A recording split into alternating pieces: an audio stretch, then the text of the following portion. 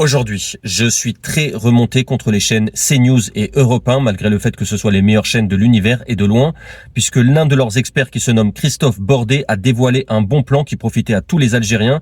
Et malheureusement, suite à cette révélation, ce bon filon risque de disparaître, puisque Christophe Bordet a affirmé, je cite, ouvrez les guillemets, que les Algériens envoient par bateau de jeunes Algériens jusque sur les côtes espagnoles et qu'ensuite les Espagnols les renvoient vers la France parce qu'ils se disent bon débarras et que personne ne regarde. Personne ne regarde. Il a répété 2 fois.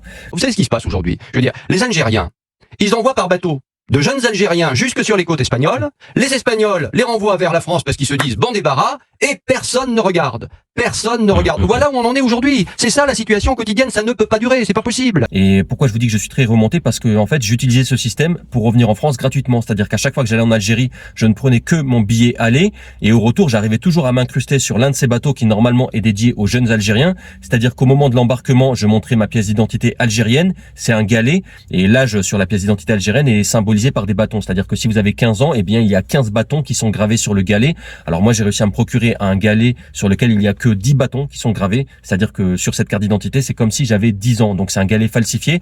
Alors pour éviter ce genre de fraude, l'Algérie envisage de passer au galet biométrique, mais à chaque fois que j'embarque, ils ont des doutes. Ils me disent c'est pas possible que toi tu n'aies que 10 ans, parce que l'âge maximal pour entrer sur ce bateau c'est 10 ans, donc ils me disent tu dois avoir au minimum 11 ou 12 ans, et je leur réponds toujours que si j'avais 11 ou 12 ans, j'aurais des cheveux, parce que les cheveux commencent à pousser à partir de 12 ans, donc j'arrive toujours à me débrouiller pour embarquer.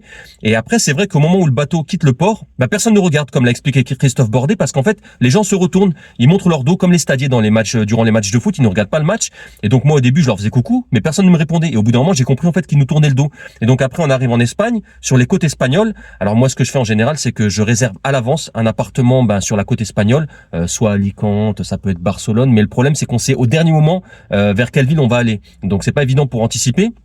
Après, j'en profite pendant quelques jours. Et effectivement, ensuite, les Espagnols nous renvoient vers la France. Et ils nous disent bueno desbarrazo, bueno desbarrazo. Et moi, au début, je pensais que ça voulait dire bon voyage. C'est grâce à l'intervention de Christophe Bordet que j'ai compris que ça voulait dire bon débarras.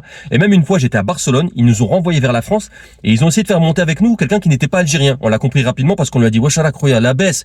Et il comprenait rien. Il nous a dit quand même, on comprenait pas ce qu'il voulait dire. Et tout ce que je me souviens, c'est qu'il s'appelait Manuel. Il avait de très grandes oreilles. Et il aimait bien la danse. Il dansait, je sais plus si c'était la salsa ou la valse, peu importe. Nous, on a compris que c'était pas un Algérien. On a dit aux Espagnols, il embarque pas avec nous. Il n'a pas le droit à ce voyage. Ils nous ont dit non, mais bon, bueno desbarrazo. Ils voulaient vraiment s'en débarrasser. Ils ont même négocié avec nous. Ils ont voulu nous payer et ils nous ont même proposé de faire un séjour prolongé en Espagne si on acceptait de le prendre avec nous en bateau. On a dit non. Nous, notre rêve, c'est d'aller en France pour toucher le RSA. Donc, que nenni.